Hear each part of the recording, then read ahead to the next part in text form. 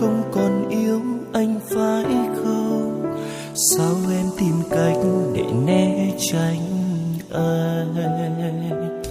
Em biết tất cả lý do mà anh nói ra chỉ là anh muốn rời xa em thôi mà.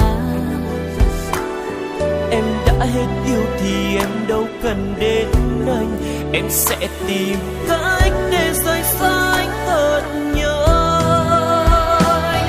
Khi suy nghĩ của đôi ta không còn chung lối thì một người phải bước ra khỏi cuộc đời người kia thôi.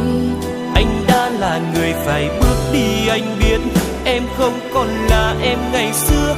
Tình yêu cho anh nay đã hết rồi. Anh ơi, em đã từng nghĩ rằng cố tình ta không thể thay đổi. Em sẽ được bên anh, được yêu anh đến trọn đời. Nhưng bây giờ em đã khác, em không còn cần anh nữa. Lý do mà anh đưa ra chỉ để rời xa.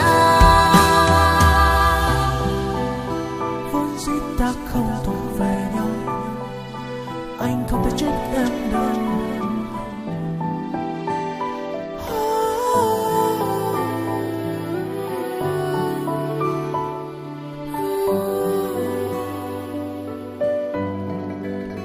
Việc gì phải đến với nhau vội vàng, cách xa ngàn đời, nói những câu vụng về, chia tay thẫn thờ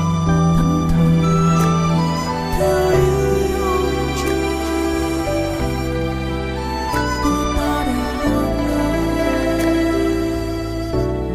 tất cả cũng vì ai. Em biết tất cả lý do mà anh nói ra chỉ là anh muốn rời xa em thôi mà. Em đã hết yêu thì em đâu cần đến anh.